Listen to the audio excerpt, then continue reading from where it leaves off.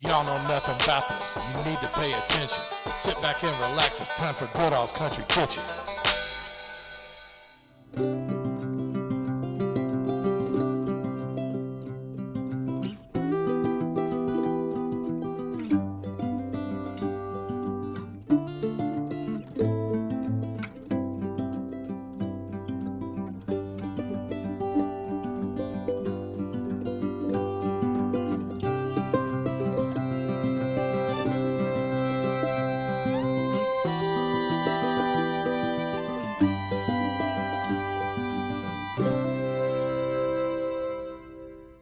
All right, we're in downtown Perryville, Kentucky, and today we're going to review PAPPY'S Cafe and Sweet Shop, known for good diner food, burgers, sandwiches, and home cooking. Haven't been here before, but I've done a little research. Sounds good. And we're doing a history tour today. We've already been through the walking tour of the Perryville Battlefield Park. If you're interested in learning about the Civil War Battle of Perryville, stick around for the second half of the video. But I've got a group of hungry kids with me. I got Mary and Mackenzie and my niece Haley, and we're gonna go in here and get something to eat. Real late lunch. It's actually dinner time, so I've got some cranky kids on my hands here. But anyway, the Battle of Perryville, very historic, pivotal point in Kentucky history. So if you're interested in some good Kentucky history, stick around for the end of the video. All right, before I get going on the tour of the restaurant here, I gotta do a few shout outs. I've got a birthday shout out for Luke Frick, turns 10 years old next week. His mom and dad wanted to wish him a happy birthday, say he's a big fan of the show.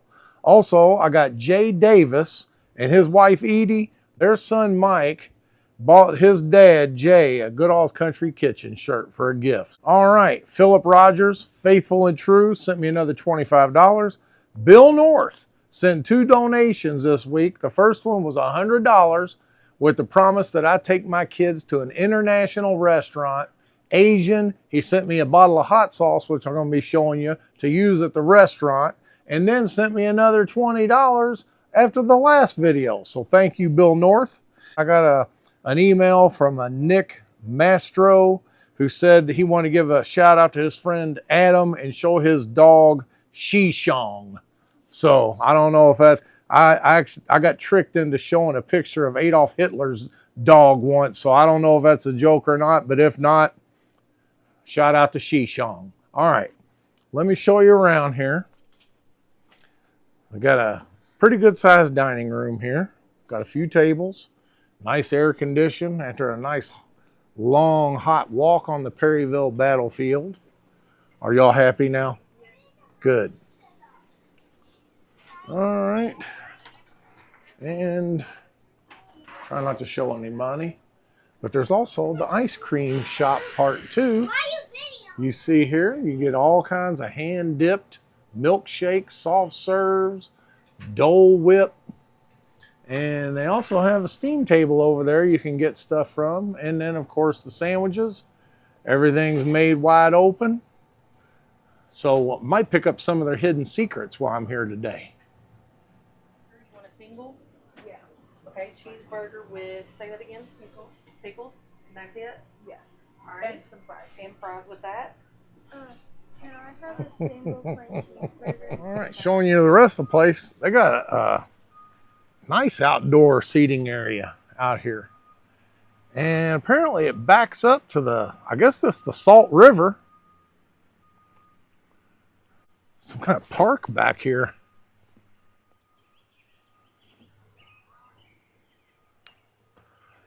Yeah, that's part of what led up to the Battle of Perryville also, was the fact that both sides needed fresh water. So they were desperate for water, both sides. Their troops were thirsting half to death. Okay, also, where I did my intro across the street, that's the Carrick Parks house. And on the eve of the battle, Confederate troops came through here and commandeered the house. And in the days after the battle, the house was used as hospital, and doctors and surgeons also stayed here. So it must have been a very affluent family that lived here at the time of the Battle of Perryville. Girls over here getting into these burgers and fries. Got the old school crinkle cut fries, as you see. How's the burgers, girls? All right, so they have a daily special every day, and on Fridays, it's seafood special. You have your choice of catfish, shrimp, frog legs.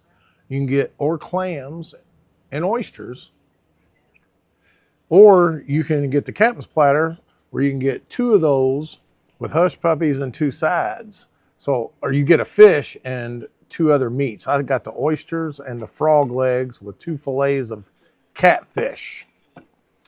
So let me go ahead. I'm gonna start on these frog legs. They look so good. Look at that. Sam, the national treasure. He loves frog legs, so he might be coming down this way soon if these are good. Mmm. Mmm. I don't want to hear anybody talking about, ew, frog legs, that's nasty. Unless you tried them, I don't want to hear anything, because they really taste like fried chicken, to be honest with you, like a dark meat fried chicken. These are very tasty.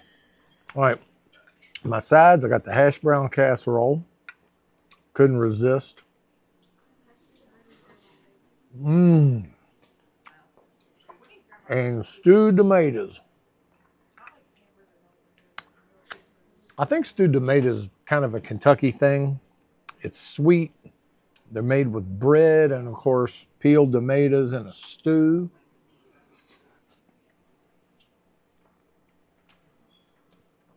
That's real tasty. All right. So before I finish my catfish platter, I got a triple cheeseburger for dessert. Want to show you that. But before I get going on that, I need to tell you, if you got storm damage here in the last couple months, you know we had those big storms a couple weeks ago, you need to call up Morley's Roofing, because they go all through central Kentucky, southern Indiana. They'll go anywhere. You need to check out this commercial. All right, storm season is upon us, as you know, and you're going to be needing a good roofer. That's why I'm here today, tell you about Morley Roofing. Been in business since 1981. The owner, Kevin Morley, he stands by his work, and you will need no money down. And if you mention this ad, it's a 22% discount on your out-of-pocket expense. If your roof looks poorly, call Morley.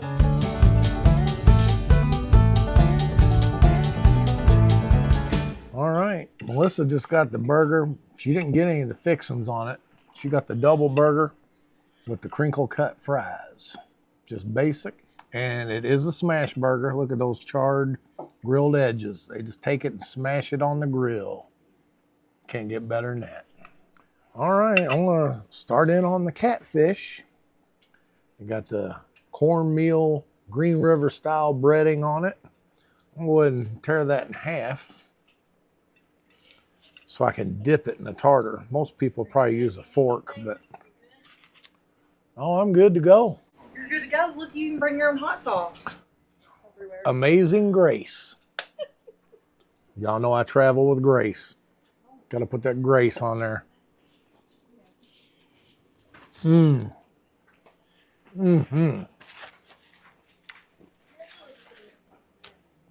That's actually some really good tasting catfish. Hush puppies don't get enough respect.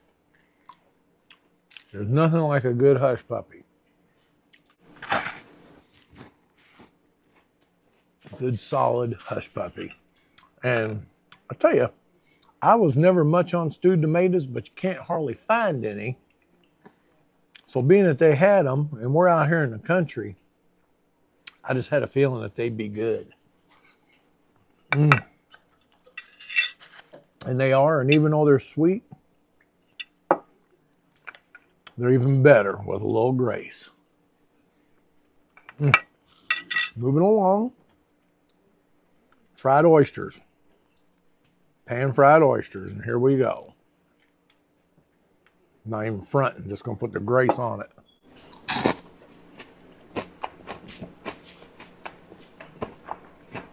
Good crunchy breading. Flavorful oyster. So here's my dessert, my triple cheeseburger. Look at all that cheese melted on there. Now this is definitely going to be a Burmese python move. So pay attention, folks.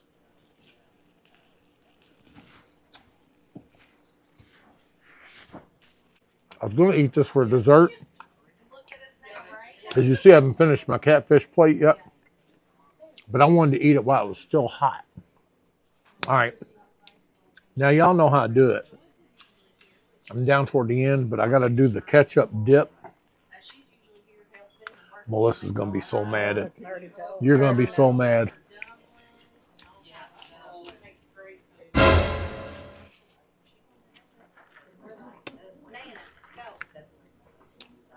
Got to wash it down with a little diet.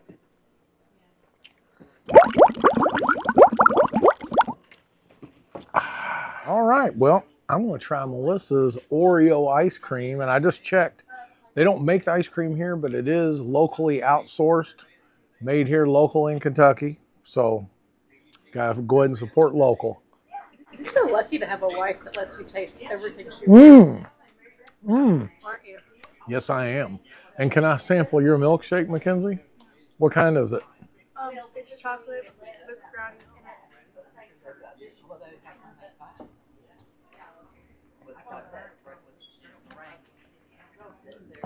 in it. That's real tasty. Say it's chocolate milkshake with vanilla. Brownie. Oh, brownie. Okay. Very good. All right, here's another homemade dessert. Homemade carrot cake. Just like my mom and dad used to make out at Goodall's Country Store.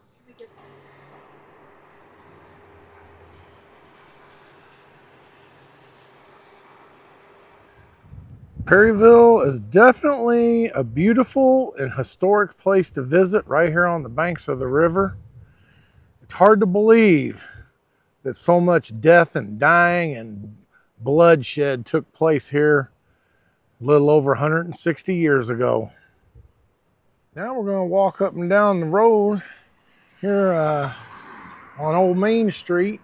I don't know if it's Main Street or not, but it's one of the 4 side streets of the center of downtown. Got all kinds of cool little shops, old historic town homes. Looks like it's a walk in time.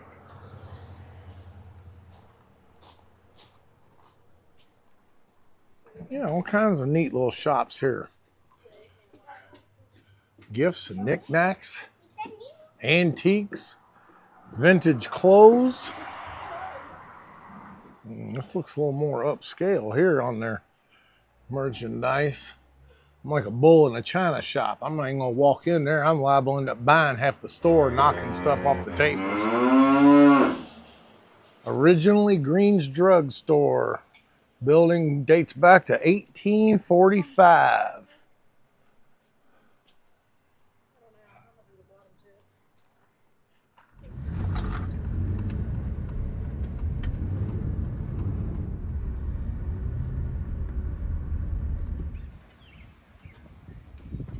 All right, we're here in Perryville, Kentucky, at the site of the largest Civil War battle in the state of Kentucky, the Battle of Perryville. Before I get into that, though, I need to give you a little background of what led up to the Battle of Perryville, which has to take me back to the first year of the Civil War. During the later part of 1861 and 1862, the Confederacy occupied the southern half of Kentucky. The Confederate capital in Kentucky was in Bowling Green. In the spring of 1862, the Confederates suffered losses at Mill Springs and Fort Donaldson, which forced the evacuation of the Confederate capital at Bowling Green. The rest of the Confederate defense line withdrew back into Tennessee and northern Mississippi, which left Kentucky in total Union control at that time. So in the summer of 1862, Confederate General Braxton Bragg devised a plan to invade the state of Kentucky and restore the Confederate government, recruit troops, and establish the Confederate defense line at the Ohio River, basically occupy Louisville and the rest of the state of Kentucky. He also devised that plan with Confederate General Kirby Smith. So in late August, Kirby Smith departed out of Knoxville, Tennessee, and Braxton Bragg departed out of Chattanooga, and they both came through Cumberland Gap and into the state of Kentucky. Kirby Smith took an eastern north route, and Braxton Bragg went up the western north route. Kirby Smith was in command of Confederate troops and scored a very successful victory at the Battle of Richmond, which turns out was the most lopsided, decisive Confederate victory during the whole Civil War.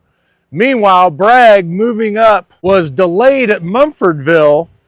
There was a Union garrison, a couple thousand men. Instead of bypassing Mumfordville, he ended up wanting to take the garrison of Mumfordville, and a full pitch battle erupted, which basically, long story short, caused Bragg a 3-day delay. Meanwhile, Union troops under the command of Don Carlos Buell, who was the commander of the Army of Ohio, was making a beeline from Nashville to Louisville, was afraid that the Confederate troops were going to capture Louisville and take the whole state of Kentucky. Well, it was basically a race to see who could get to Louisville first. Well, on September 25th, Buell made it to Louisville and then assembled additional troops and then sent out 4 columns to stop Kirby Smith, who had by now had captured Lexington, was going to try to confront him. And by this time, Braxton Bragg was encamped at Bardstown. And a week later, October 8th, 1862, led up to the Battle of Perryville, which was a hard-fought battle. I won't go into all the details of the battle, but I'm going to take you along a little tour today and hit some highlights along the way. But I will give you the recap at the end and tell you why the Battle of Perryville was so significant, not only to Kentucky history, but to our nation's history.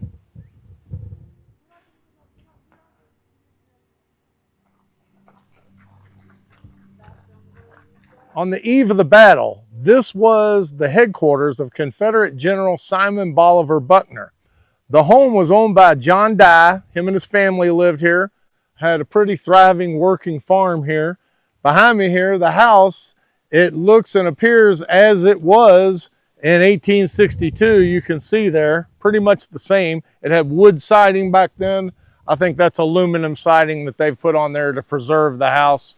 But anyway, a mile beyond us is where the battle opened up and started, and all the Confederate troops would have marched past this house on the way to the Battle of Perryville. All right, the battle started right here on the morning of October 8th, 1862, when we had Confederate Brigadier General Daniel Donaldson open the attack and struck the Union northern flank. Brigadier General Donaldson, part of Cheatham's division, and all of his regiments were from the state of Tennessee. Once Donaldson's Tennesseans started the attack, General Stuart of the Confederacy coordinated a simultaneous attack, and the objective was to take this hill in the foreground, which you see there, which eventually they did. I'm not going to go into big detail on the battle today, but I know one of the best books on the Battle of Perryville was written by Dr. Kenneth Hafendorfer, probably 20, 30 years ago. Very detailed account. He spent decades researching for this book. And by the way, his son, Jim Hafendorfer, you might refer to my video I did at Hillbilly Outfield. He's the son of Dr. Kenneth Hafendorfer.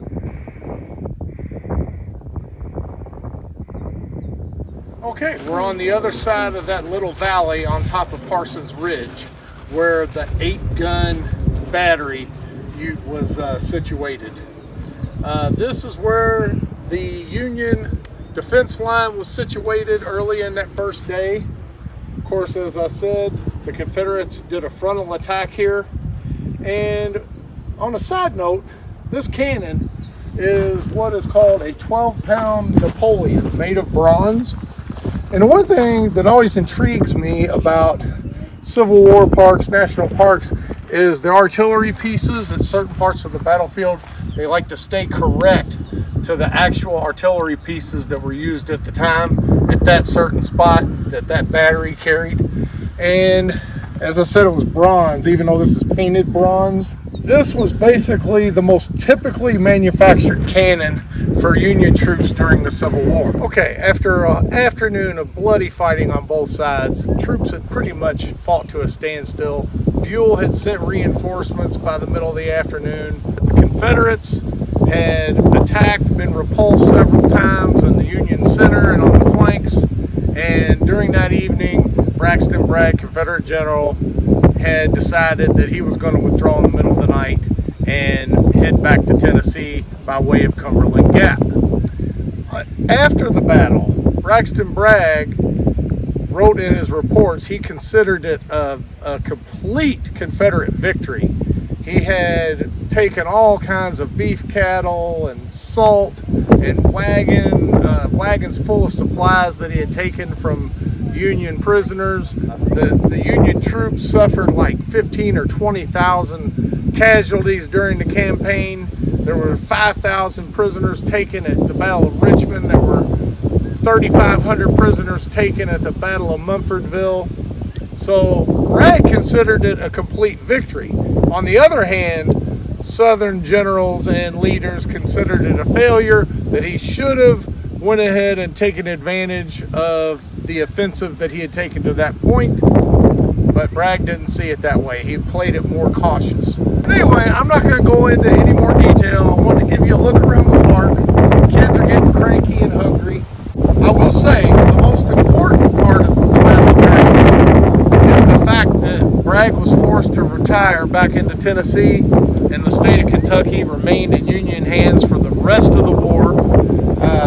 Aside from a couple of cavalry invasions by Confederate General John Hunt Morgan, the state of Kentucky was primarily Union control the whole rest of the war. Okay, that is a very part of our American history. If the Battle of Perryville had gone another way and Bragg had captured Louisville, the whole story of the Civil War could have been completely different. And of course, our nation's history would have been different. So from here, we're going to go get something to eat. Okay, very interesting shops up and down through here. You could spend all day shopping around. This is actually the antique store where I just showed that 12-pound cannonball that actually came off somewhere around this area. It was picked up. A lot of Civil War relics inside that store that were locally found. I'm in an antique store here. Got quite a bit of Civil War relics in here. This is actually cannonball, 12-pounder. Would have gone in that 12-pound Napoleon artillery piece I showed you at the battlefield. Here's another house that was used as a hospital after the battle. The Bottom House.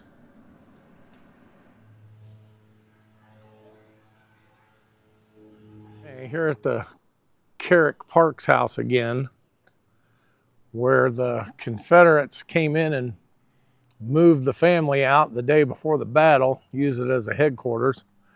We'll walk around the back here. Something I saw interesting. It looks like some kind of spring. Oh yeah, it's an underground spring. That's really cool. It's actually a cave that goes back underneath there. This is probably where the town got all their fresh water. Really neat. Man, this is a quaint, picturesque town, that's for sure.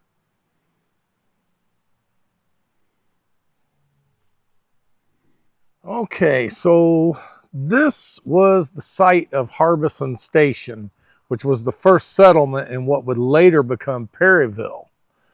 So James Harbison established the station and settled it in the 1770s. They came from Virginia, and they settled it here on the banks of the Chaplin River. I said the Salt River earlier, so before y'all correct me, that river walk over there is the Chaplin River. Salt River is close, But anyway, there was a station established here, and said whenever the native tribes would attack the settlement, they would actually take refuge in the fort and down there in that cave. And as I was talking about the carriage house that was commandeered by Confederates on the way into battle, after the battle, it was used as a Union hospital, and the floors are stained with the blood of all the patients, as is that Dyer house that we saw earlier. That was Simon Bolivar Buckner's headquarters. The stains are still on the wood floors there of the dead and dying soldiers that were hospitalized there. All right, well, we've had an absolutely wonderful day here in Perryville and the battlefield, going into the shops and all that stuff.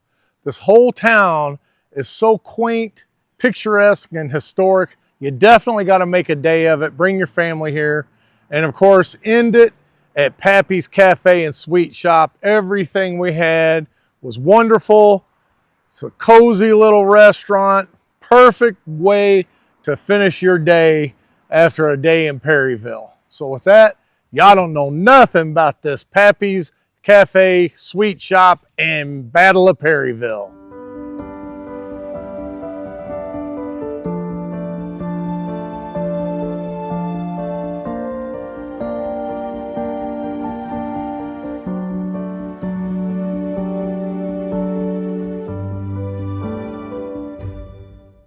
Now you know the facts of why I'm on a mission. You're always welcome back to Goodall's Country Kitchen.